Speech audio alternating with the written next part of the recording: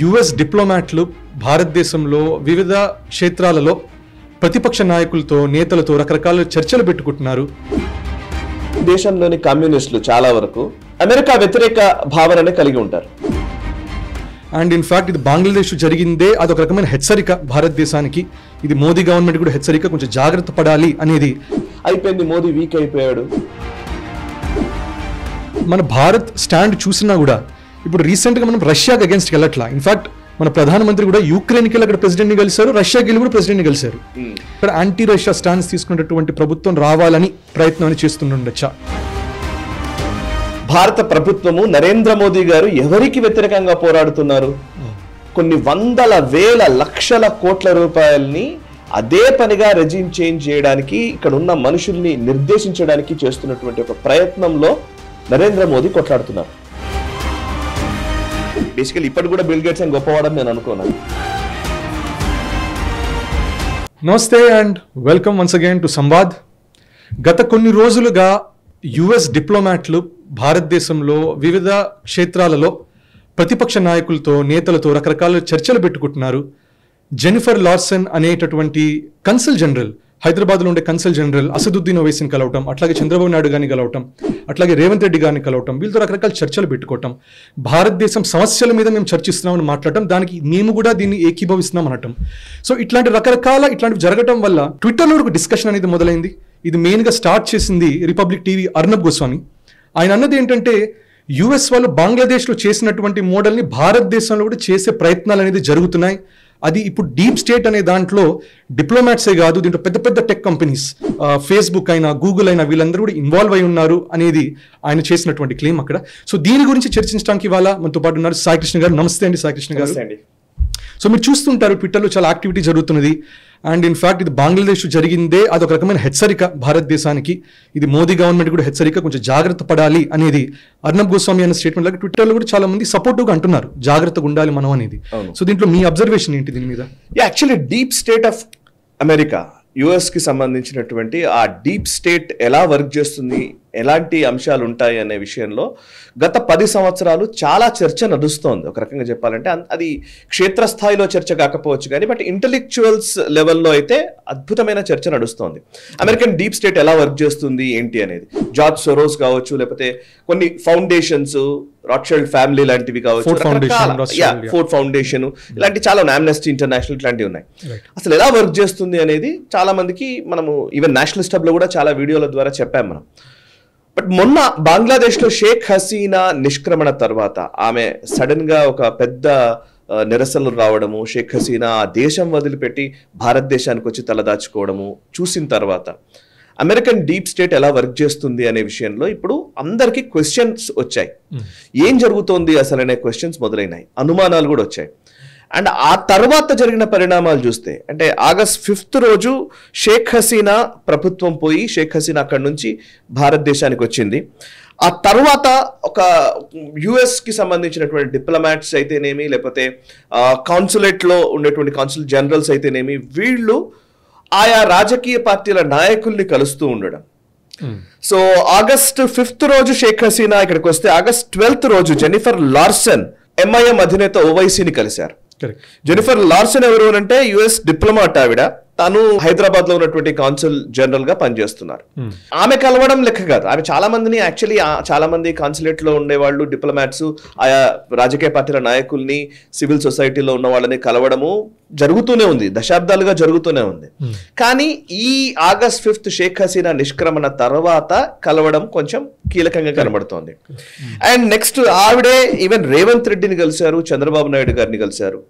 చంద్రబాబు నాయుడు గారిని కలిసిన తర్వాత స్పుత్నిక్ అని రష్యన్ న్యూస్ ఏజెన్సీ వాళ్ళు ఒక స్టోరీ రాశారు. రష్యన్ మీడియా అవుట్లెట్ నుంచి వచ్చిన స్టోరీలో ఏముందంటే, చంద్రబాబు నాయుడు గారిని ఇన్ఫ్లుయెన్స్ చేయడానికి ప్రయత్నిస్తూ ఉన్నారు. కొంచెం చర్చెస్ ద్వారా, ఆంధ్ర బాప్టిస్ట్ చర్చ్ ద్వారా ఇన్ఫ్లుయెన్స్ చేసి ఆయన్ని ఎన్డీఏ కూటమి నుంచి బయటకు తీసుకురావడానికి ఒక ప్రయత్నం జరుగుతోందని రష్యన్ మీడియా ఏజెన్సీ రాయడం.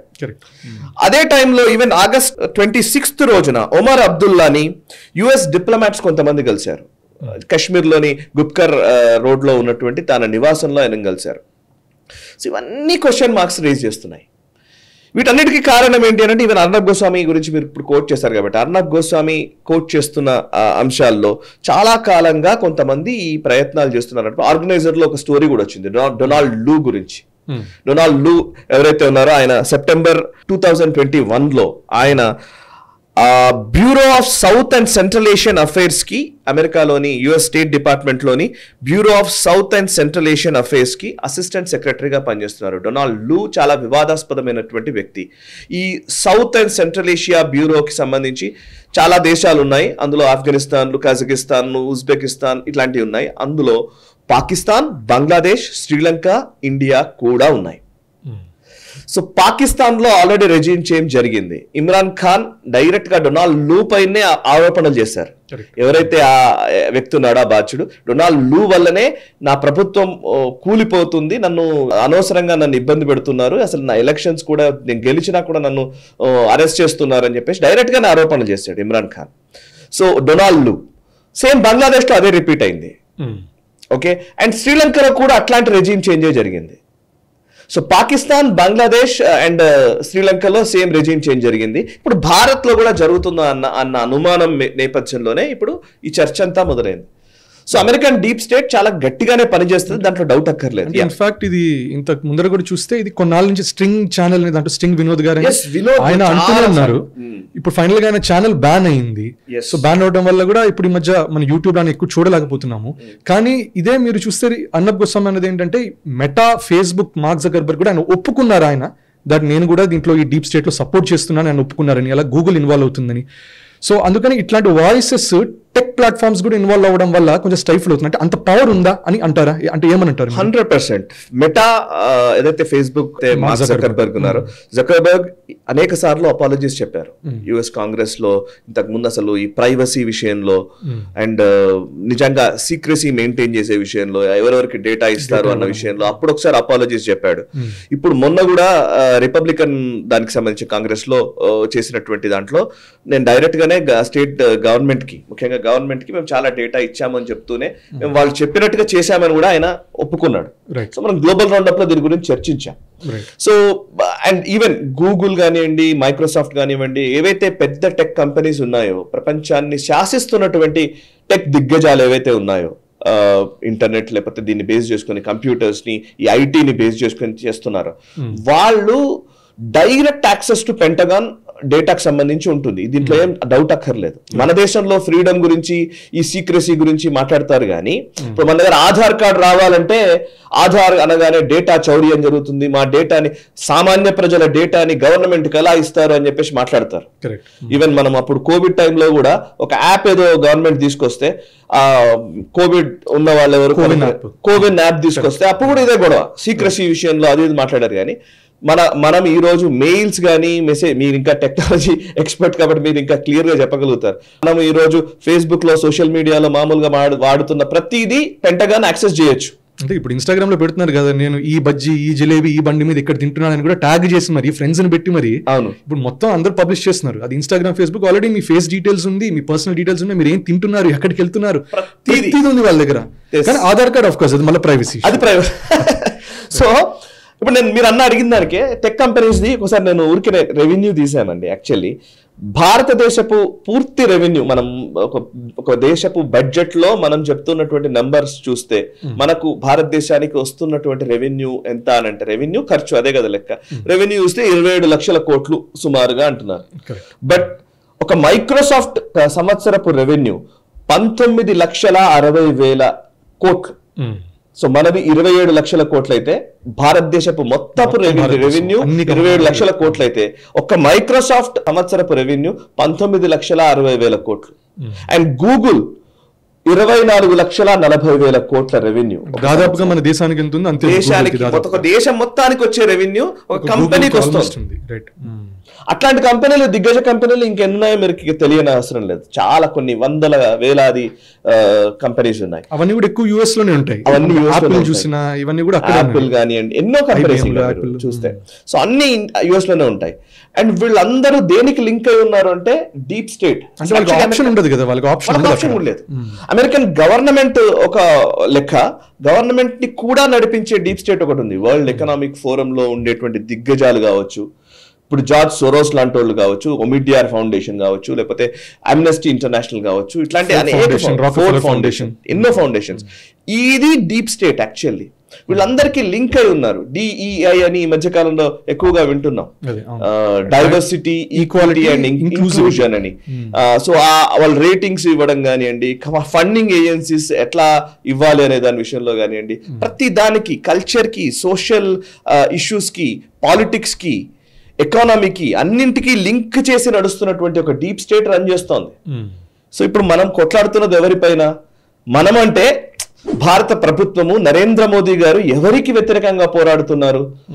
కొన్ని వందల వేల లక్షల కోట్ల రూపాయల్ని అదే పనిగా రెజిమ్ చేంజ్ చేయడానికి, ఇక్కడ ఉన్న మనుషుల్ని నిర్దేశించడానికి చేస్తున్నటువంటి ఒక ప్రయత్నంలో నరేంద్ర మోదీ కొట్లాడుతున్నారు. సో అది భారతదేశం పోరాడుతున్నట్టుగా. కరెక్ట్. సో ఇక్కడ మేజర్గా ఇప్పుడు లెట్స్ సే యూఎస్ అనేది ఎక్కడైనా ప్రభుత్వాన్ని మారుస్తే న్యాచురల్గా వాళ్ళ ఇంట్రెస్ట్కి తగినట్టే ఉండాలి. సో ఇన్ఫాక్ట్ ఇప్పుడు మనం ఇది చూస్తే యూఎస్లో కూడా ప్రభుత్వం మారుతుంటుంది, కాసేపు డెమోక్రాట్స్ ఉంటారు, కాసేపు రిపబ్లికన్స్ ఉంటారు. ఇప్పుడు మనం మన భారత్ స్టాండ్ చూసినా కూడా ఇప్పుడు రీసెంట్గా మనం రష్యాకి అగేన్స్ట్కి వెళ్ళట్లా. ఇన్ఫాక్ట్ మన ప్రధానమంత్రి కూడా యూక్రెయిన్కి వెళ్ళి అక్కడ ప్రెసిడెంట్ని కలిశారు, రష్యాకి వెళ్ళి కూడా ప్రెసిడెంట్ని కలిశారు. సో ఒక విధంగా ఇది ఏమన్నా ఇప్పుడు కరెంట్ డెమోక్రాట్ గవర్నమెంట్ కి కొంచెం యాంటీ రష్యా స్టాన్స్ తీసుకుంటారు. డొనాల్డ్ ట్రంప్ చూస్తే వాళ్ళు మళ్ళీ ప్రో రష్యా స్టాన్స్ తీసుకుంటారు. సో దీని వలన వాళ్ళు ఏమన్నా భారత్ లో కూడా ఒక యాంటీ రష్యా స్టాన్స్ తీసుకునేటువంటి ప్రభుత్వం రావాలని ప్రయత్నం అని చేస్తుండొచ్చా? ఖచ్చితంగా. ఇప్పుడు రెండు ఉన్నాయి. మీరు ఇందాక కరెక్ట్ గా చెప్పారు. యాక్చువల్లీ ట్రంప్ ఉన్నప్పుడేమో యాంటీ చైనా చాలా స్పష్టంగా, అంటే అమెరికాకి నిజమైన శత్రువు ఎవరు అని అంటే రష్యానా చైనానా అనే క్వశ్చన్ అక్కడ రేజ్ అయింది. ఈ గత 2 దశాబ్దాల్లోనే వచ్చింది అది. అంతకుముందంతా కూడా అసలు చైనాని వాళ్ళు ఎప్పుడు కూడా శత్రు దేశంగానో కూడా చూడలేదు. Business partner. ట్రంప్ హయాంలో ఏమైందంటే చైనా ఎలా అమెరికాలో అనేక రంగాల్లో ఎలా ప్రభావితం చేస్తోంది, యూనివర్సిటీస్ లోకి ఎలా వచ్చింది, వాళ్ళ రీసెర్చ్ లోకి ఎలా ఇంటర్వ్యూన్ అయింది, వాళ్ళు ఈవెన్ హార్వర్డ్ ఇట్లాంటి యూనివర్సిటీస్ లో కూడా ఎట్లా వాళ్ళు డబ్బులు ఇచ్చి మరి ఇక్కడ వాళ్ళ ఇంట్రెస్ట్ అని కాపాడుకునే ప్రయత్నం చేస్తున్నారన్న విషయంలో ట్రంప్ హయాంలోనే అవన్నీ బయటకు వచ్చాయి. అండ్ ఈవెన్ కోవిడ్ టైంలో కూడా డైరెక్ట్ గానే చైనీస్ వైరస్ అని ట్రంప్ అన్నారు చాలా స్పష్టంగా. బట్ ఆ తర్వాత వచ్చిన వాళ్ళు ఎవరు కూడా ఆ చైనీస్ వైరస్ అన్న మాటని మాట్లాడలేదు. అండ్ ఎంక్వైరీలు కూడా ఏవి తేల్చలేదు. ఇందాక మీరు అన్న డొనాల్డ్ లూ అనే పేరు కూడా చైనీస్ ఆరిజిన్, యుఎస్ కి చాలా సపోర్ట్, యుఎస్ కి దాంట్లో ఉన్న వ్యక్తి కదా, డెమోక్రాట్. So Democrat. చైనా అమెరికాకి నిజమైన శత్రువా లేకపోతే రష్యానా అన్న విషయంలో, రష్యా అనేది సహజమైన శత్రువే. కోల్డ్ వార్ టైం నుంచి సోవియట్ బ్లాక్, యుఎస్ బ్లాక్ ఇట్లా నడుచుకుంటూ వచ్చింది కాబట్టి, western bloc, Soviet bloc. So రష్యానే మన శత్రువు అని డెమోక్రాట్స్ చెప్తూ ఉంటారు. లేదు చైనా చాలా ప్రమాదం కలిగిస్తోంది అనేది డొనాల్డ్ ట్రంప్ లాంటి వాడి వాదన. ఇన్ఫాక్ట్ ఇది కూడా అంటారు కదా, డెమోక్రాట్స్ అప్పుడు హిలరీ క్లింటన్ కంటెస్ట్ చేసేటప్పుడు ఆమె మీద ఈమెయిల్ లీక్స్ చేయించింది రష్యా అని. అలాగే జో బైడెన్ వాళ్ళ అబ్బాయి హంటర్ బైడెన్ ది ఒక స్కామ్, పెద్ద స్కామ్, చైనా చేతిలో ఉందని అది కూడా రష్యా వాళ్ళు లీక్ చేయించారు. సో దానివల్ల డెమోక్రాట్స్ బై డిఫాల్ట్ వాళ్ళకి రష్యా అనేవి నచ్చదు ఇప్పుడు. కరెక్ట్. సో ఏదైనా అంటే ఇప్పుడు మనం బేసికలీ మాట్లాడితే అంటే ఏ దేశంలో అయినా సరే ఈ రెండు వాదనలు ఉంటాయి. జనరల్ గా మనం మాట్లాడితే ఇప్పుడు మనం నిజానికి ఒక 20 ఏళ్ల వెనుకకి వెళ్తే లేదా 15 ఏళ్ళు 20 ఏళ్ల వెనుకకి వెళితే దేశంలోని కమ్యూనిస్టులు చాలా వరకు అమెరికా వ్యతిరేక భావననే కలిగి ఉంటారు. పెట్టుబడిదారీ విధానాలు కానివ్వండి, లేకపోతే బహుళ జాతి కంపెనీలు MNCలు రాకూడదని, పెట్టుబడిదారీ విధానాలు ఉండకూడదని, అమెరికా వరల్డ్ బ్యాంక్ కి భారతదేశం దాసోహం అవుతోందని, క్యాపిటలిజం వైపు వెళుతున్నామని.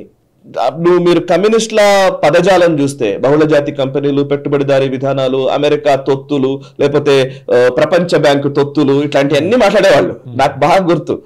సో నిజానికి ఆ టైంలో నేను ఒక బుక్ కూడా వచ్చిందండి, చాలా ఇంపార్టెంట్ బుక్ అది, confessions of an economic hit man అని, జాన్ పెర్కిన్స్ అని.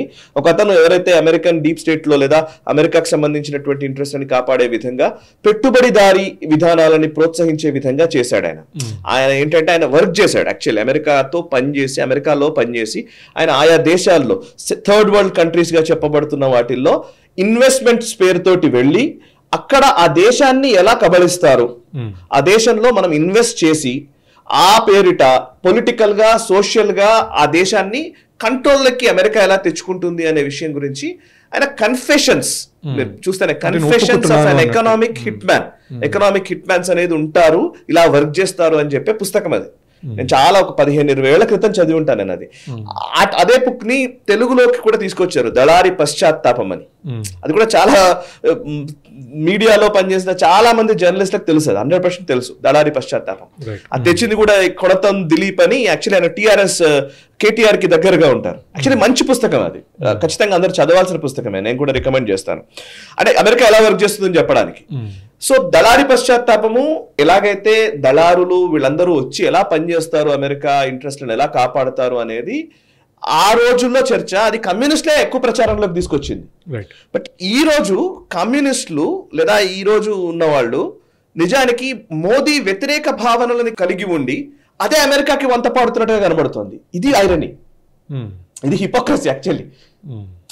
ఇప్పుడు మనం చూస్తే మనం ఇద్దరు కూడా ఒకసారి మాట్లాడుకుందాం. రష్యా అండ్ అమెరికా ఈ రెంటి విషయాల్లో చూస్తే, ఇప్పుడు రష్యా ఉక్రెయిన్ వార్ జరుగుతుంది అనుకోండి, రష్యాకి సహజంగానే పాత కమ్యూనిస్టులు సపోర్ట్ చేస్తారు, ఉక్రెయినే తప్పు అంటారు సహజంగా. బట్ ఈ మధ్య కాలంలో మీరు అబ్జర్వ్ చేస్తే అమెరికా బ్లాక్ లోని లేదా లిబరల్ థాట్స్ తో ఉన్న వాళ్ళు, ఇల్లిబరల్స్, ఓక్ భావజాలం కలిగిన వాళ్ళు ఉక్రెయిన్ కి సపోర్ట్ చేస్తారు, రష్యాకి వ్యతిరేకంగా మాట్లాడతారు. సో కమ్యూనిజమే, అమెరికన్ కమ్యూనిజం వేరు, ఇప్పుడు రష్యా కమ్యూనిజం వేరు అన్నట్టుగా మారిపోయిన పరిస్థితి. సో ఈ కన్ఫ్యూజన్ లో ఉన్నాం మనం. ఈవెన్ స్వదేశీ జాగరణ మంచ్, ఆర్ఎస్ఎస్ సంబంధించిన స్వదేశీ జాగరణ మంచ్ విధానాలు కూడా world bank, world trade organisation వీటికి కొంత వ్యతిరేకంగానే ఉండేది. అంటే భారతదేశము స్వతహాగా పెరగాలనే ఒక భావన.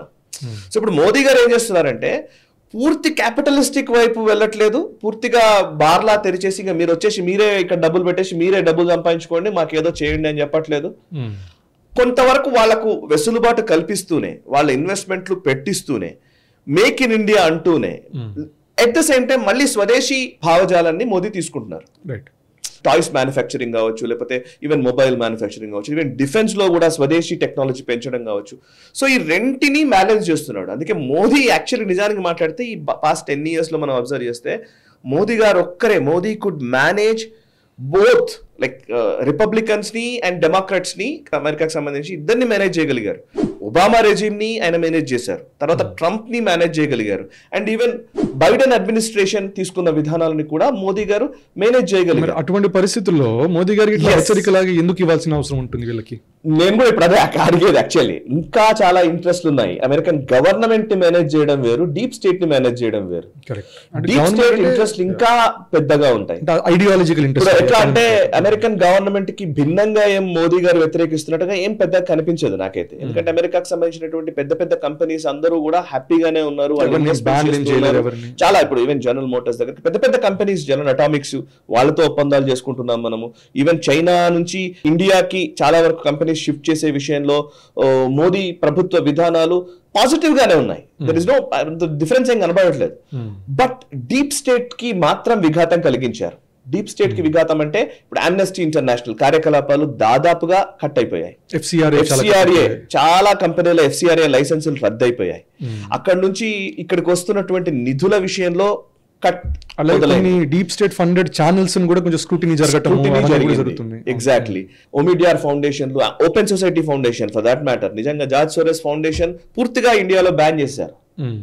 ఓపెన్ సొసైటీ ఇండియా లేదు అసలు. సో ఆ డీప్ స్టేట్ ఇంట్రెస్ట్ ఇక్కడ నడవట్లేదు. కానీ అమెరికన్ గవర్నమెంట్ కి ఏం వ్యతిరేకంగా లేరు. మనం రష్యా నుంచి S-400 తీసుకుంటున్నాము, అమెరికన్ కంపెనీలని ఎంటర్టైన్ చేస్తున్నాము. At the same time Bharat తనకు తాను ఎదిగే విధంగా కూడా ప్రణాళికలు రచించుకుంటున్నాం. సో ఈ క్రమంలో ఇది ఒక ట్రయాంగిల్ లాగా కనబడుతోంది actually. China, America, India and Russia, ఇట్లా ఒక 4 అంశాల చుట్టూతా ఈ వ్యవహారం అంతా తిరుగుతున్నట్టుగా కనబడుతోంది. నాకు ఒక క్వశ్చన్ ఏంటంటే యాక్చువల్లీ ఎందుకు ఇంత స్పీడప్ చేస్తున్నారు అనేది క్వశ్చన్. మొన్ననే ఎలక్షన్స్ అయిపోయాయి భారత్ లో, ఈవెన్ బంగ్లాదేశ్ లో ఎలక్షన్స్ అయిపోయాయి. బంగ్లాదేశ్ ఎలక్షన్స్ అయిపోయిన తర్వాత అక్కడ కూడా ఒక నిరసనలు వచ్చాయి, అవన్నీ వేరు. షేక్ హసీనా కొన్ని తప్పిదాలు కూడా చేసింది. షేక్ హసీనా చేసిన తప్పిదాలు ఏంటంటే కొన్ని ఇవ్వకూడని స్టేట్మెంట్స్ ఇవ్వడము, ఆ నిరసనల్ని హ్యాండిల్ చేయడంలో కొన్ని సమస్యలు ఉన్నాయి, అవన్నీ చేసింది. అంటే అక్కడ ఉన్న ప్రాబ్లమ్స్ కూడా ఉన్నాయి. బట్ భారతదేశంలో అంత ఈజీగా నరేంద్ర మోదీ లాంటి వ్యక్తిని దించగలుగుతారా అనేది సాధ్యం కాకపోవచ్చు. బట్ మనం అలర్ట్ గా ఉండాలనేది అర్నబ్ గోస్వామి కానీ, లేకపోతే శ్రీ వినోద్ కానీ, లేకపోతే నేషనలిస్ట్ కానీ చెప్పే విషయం. మనం ఈ విషయాలు తెలుసుకుంటూ ఉండాలి. ఎందుకంటే మనకు తెలియకుండానే భ్రమల్లోకి నెట్టేస్తారు. మనకు తెలియకుండా చూస్తే 2-3 నెలల నుంచి మీరు అబ్జర్వ్ చేస్తే నేరేటివ్స్ ఎట్లా వచ్చాయో చూసారా? అయిపోయింది, మోదీ వీక్ అయిపోయాడు, ఇది మొదటి దశ. వీక్ అయిపోయారు అనే ఒక మొదటి దశ నుంచి రెండో దశలోకి వచ్చేసరికి మోదీ పని అయిపోయింది, మూడో దశలోకి వచ్చేసరికి మోదీ అసలు ఏం చేయట్లేదు, నాలుగో దశలోకి వచ్చేసరికి ఇంకా రాహుల్ గాంధీ అద్భుతంగా పనిచేస్తాడు. సో ఇట్లా నేరేటివ్స్ ఉంటాయి. ఫస్ట్ ఫేజ్ లో మనం ఉన్నాం. ఈ సెకండ్ ఫేజ్ లోకి ఎంటర్ అయ్యే క్రమంలో సో జరుగుతున్న విషయాల పట్ల అవగాహన కలగడం అనేది చాలా అవసరం. కరెక్ట్. సో అంటే ఏం జరుగుతుంది ఇక్కడ అంటే మీరు అన్నట్టు ఎలక్షన్స్ మనకు అయిపోయింది, బంగ్లాదేశ్కి అయిపోయింది. సో ఇప్పుడు మిగిలిన ఎలక్షన్స్ అనేది యూఎస్ లో ఉంది ఇప్పుడు ఇంకా. సో మనకి నవంబర్ లో అప్పుడు యూఎస్ వాళ్ళ ఎలక్షన్స్ ఉంటుంది. సో పర్హాప్స్ ఇది యూఎస్ ఎలక్షన్స్ కి కొంచెం ప్రిపరేటరీగా ఇవన్నీ వాళ్ళు గ్లోబల్ గా వాళ్ళు సెట్ చేసుకునే ప్రయత్నాలు అవుతూ ఉండొచ్చు. రైట్. యాక్చువల్లీ నాకు కూడా చాలా ఎక్కువగా దాని మీద ఆలోచిస్తున్నాను. యాక్చువల్లీ నవంబర్ లో వాళ్ళ ఎలక్షన్స్ ఉన్నాయి, యుఎస్ ప్రెసిడెన్షియల్ ఎలక్షన్స్ ఉన్న టైంలో. ప్రెసిడెన్షియల్ ఎలక్షన్స్ కంటే ముందు యాక్చువల్లీ అమెరికా అంటే అమెరికా దేశానికి ఏం చేయాలి అనే విషయంలో చాలా తక్కువ పని ఉంటదండి. నిజానికి నాకు అనిపిస్తుంది అట్లా. ఇప్పుడు చాలా మంది అమెరికా తన దేశానికి ఏం చేసుకోవాలి, ఏం చేయాలి, ఎలా ఉండాలి అనే విషయంలో చాలా వరకు క్లారిటీ ఉంటది. వాళ్ళకేం బేసిక్ నెసెసిటీస్ విషయంలో ప్రాబ్లం లేదు, డబ్బున్న దేశం. సో అక్కడ మహా అయితే పాలసీస్ కొన్ని చేంజ్ చేయడం, ఇమిగ్రెంట్స్ విషయంలోనో ఇంకోటో మార్చడమే కానీ పెద్ద డిఫరెన్సెస్ ఇమిగ్రేషన్ వల్ల కూడా మేజర్ యుఎస్ ఎలక్షన్స్ లేదా యుఎస్ గవర్నమెంట్ కి సంబంధించి ఉండే మేజర్ ఛాలెంజెస్ ఎలా ఉంటాయంటే ప్రపంచంలో జరుగుతున్న పరిణామాల మీదనే.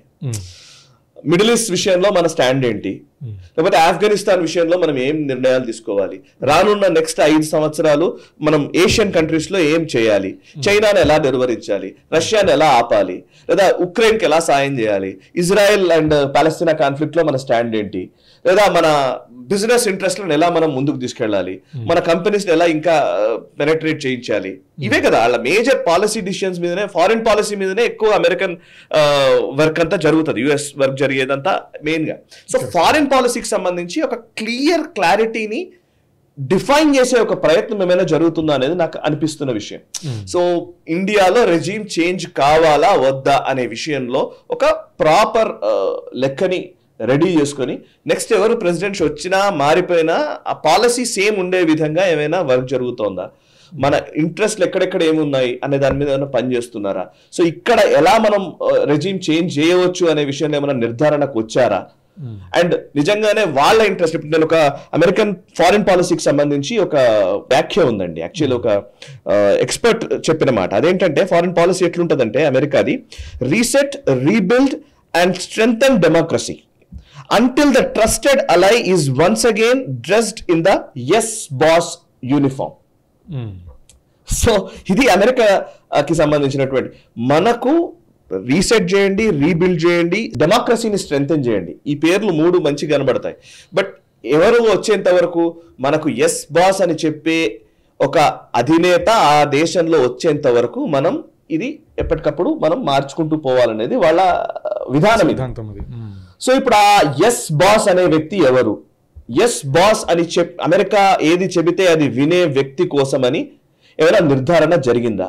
ఇంతకుముందు అర్నబ్ గోస్వామి వీడియోలో ఆయన చెప్పారు, ఇంతకుముందు అరవింద్ కేజ్రీవాల్ కి పూర్తిగా సపోర్ట్ చేస్తూ వచ్చారు, బట్ అది వర్కౌట్ కాలేదు. ఇప్పుడు రాహుల్ గాంధీ వైపు అమెరికా కన్ను పడినట్టుగా కనబడుతోంది అని చెప్పారు. మేబీ రాహుల్ గాంధీ మన ఫ్యూచర్ అలై అని అనుకుంటున్నారా, ఆయన్ని ఫ్యూచర్ అలైగా మార్చుకోవడానికి ఏం ప్రయత్నాలు చేస్తారు, లేదు నరేంద్ర మోదీ గారితోనే కొనసాగిస్తే బెటర్ అనుకుంటున్నారా, లేదా నరేంద్ర మోదీ గారి తర్వాత వచ్చే వ్యక్తి ఎవరుంటారో తెలియక ఆ కన్ఫ్యూజన్ ఎందుకు అనుకుంటున్నారు? ఇవన్నీ మనం ఏదో ఊరికి హైపోథెటికల్ గా మాట్లాడడానికి బాగుంటుంది కానీ, సో ఈ రోజు మాత్రం భారతదేశం పైన పూర్తి దృష్టి సారించినది మాత్రం వాస్తవం. ఈ టర్మ్ అయిపోయే లోపు లేకపోతే ఈ టర్మ్ అయిపోక ముందే ఇక్కడ ఒక పెద్ద ఎత్తున నిరసనలు, పెద్ద ఎత్తున ప్రభుత్వ వ్యతిరేక ఆందోళనలు జరిగే అవకాశం 100% ఉంటుంది. ఈ ఆందోళనల్లో కూడా మీడియాకు విపరీతమైన డబ్బులు వస్తాయి, రకరకాల మాధ్యమాలకు డబ్బులు వస్తాయి, అండ్ ప్రో గవర్నమెంట్ వాయిస్ వినిపించే వాళ్ళందరికీ ఇబ్బందులు ఎదురవ్వబోతున్నాయి. సో ఇవన్నీ జాతీయవాదులు గుర్తించాలన్నదే మన సూచన. Correct. So as a concluding point అండి, ఇప్పుడు మనం చూస్తే గ్లోబల్గా చూస్తే యూరోప్ కూడా కొంచెం ఇమిగ్రేషన్ క్రైసిస్ జరుగుతుంది, రకరకాల రైట్స్ జరుగుతున్నాయి, యూకేలో పొలిటికల్ ఇన్స్టెబిలిటీ చాలా ఉంది. అలాగే US లో కూడా మనం చూస్తే వాళ్ళకి కూడా కొంచెం పొలిటికల్గా కొన్ని ఇష్యూస్ ఉన్నాయి, వాళ్ళకి ఓ కల్చర్ వల్ల కొన్ని డిఫరెన్స్ ఆఫ్ ఒపీనియన్స్ ఉన్నాయి. చైనాలో కూడా ఎకానమిక్ క్రైసిస్ ఉంది. పాకిస్తాన్లో కూడా ఇప్పుడు లిటరల్లీ బలోచ్ రిబల్స్ని ఎదుర్కోవడానికి కూడా వాళ్ళు ఆర్మీని వాడి ట్యాంక్స్ని వాడి ఆ లెవెల్లో చేయాల్సి వస్తుంది. బంగ్లాదేశ్లో క్రైసిస్ ఉంది, శ్రీలంకలో క్రైసిస్ ఉంది. సో కొద్ది గొప్ప ప్రపంచవ్యాప్తంగా చూస్తే ఒక భారతదేశం ఒకటి ఇంకా స్థిరంగా ఇంకా గట్టిగా ఉంది. కరెక్ట్. అది మేబీ అది ప్యూర్లీ అది గవర్నమెంట్ కనాలి, లేకపోతే అది మన ప్రజల్లో ఉండేటటువంటి మనకుండే ఇది మనోబలమా అనేది అది మనం ఆలోచించాల్సిన విషయం. కానీ down the line moving forward ఇట్లా డెఫినెట్గా ఒక దేశం అనేది స్ట్రాంగ్గా ఉందంటే వేరే వాళ్ళందరూ ఏదో ఒకటి చేయాలి, వాళ్ళని కూడా దింపాలని ప్రయత్నాలు ఉంటాయి. సో ఇప్పుడు అర్నబ్ గోస్వామి కూడా ఆయన అన్న ఒక మాట ఏంటంటే ఇంపాక్ట్ ఇన్ఫ్లుయెన్సెస్ ట్రైనింగ్ అనేది ఒకటి ఇస్తున్నారు US వాళ్ళు. సో మన ఇన్ఫ్లుయెన్సర్స్ సోషల్ మీడియా వాళ్ళు ఇట్లాంటి ఛానల్స్ అందరికి కూడా అమెరికన్ లైన్ తీసుకోవాలని, డీప్ స్టేట్ లైన్ తీసుకోవాలని ఆ ప్రయత్నాలు చేస్తున్నారు. దాంతో ప్రజల ఆలోచన విధానాలు కూడా మారాలి అనే ప్రయత్నాలు జరుగుతున్నాయి అంటున్నారు. ఇది ఈ రోజు కొత్తగా జరుగుతున్నది కాదండి, యాక్చువల్లీ చాలా సంవత్సరాలుగా జరుగుతున్నది. ఇప్పుడు నేను దానికి మీరు మిత్రోకిన్ ఆర్కైవ్స్ చదివితే 60s 70s లో ఇందిరాగాంధీ గారి రెజీమ్, ఆ టైంలో ఇందిరాగాంధీ గారు ప్రధానమంత్రిగా ఉన్నప్పుడు పూర్తిగా రష్యన్ పేరోల్లోనే ఉన్నారు. కరెక్ట్. KGB రష్యాకు సంబంధించిన నిఘా సంస్థ KGB పేరోల్స్ లోనే ఇక్కడ మేధావులు, నిజంగా చెప్పాలంటే మంత్రుల దగ్గర నుంచి టీచర్ల వరకు, ఆల్మోస్ట్ మీడియాలో ఉండే జర్నలిస్టుల దగ్గర నుంచి ప్రతి ఒక్కళ్ళు కి డబ్బులు వచ్చాయని India is for sale Mitrokhin archives లో ఉంది. India was for sale. ఇప్పుడు కూడా అలాంటి పరిస్థితి ఉంటది, నో డౌట్ అబౌట్ ఇట్. అనుకోకుండా సడన్ గా కొన్ని వీసాలు వస్తూ ఉంటాయి, తీసుకెళ్తారు అక్కడ కూర్చుని. ఇప్పుడు మాట్లాడుతుంటాం కానీ మావోయిస్టులు ఒక రకంగా అరుంధతి రాయ్ ఉందనుకోండి, అరుంధతి రాయ్కి బుకరీ ప్రైజ్లు ఎలా వస్తాయండి? నోబెల్ లారెట్లు ఎలా అవుతారు? అసలు నోబెల్ ప్రైజ్లు ఎలా వస్తాయి?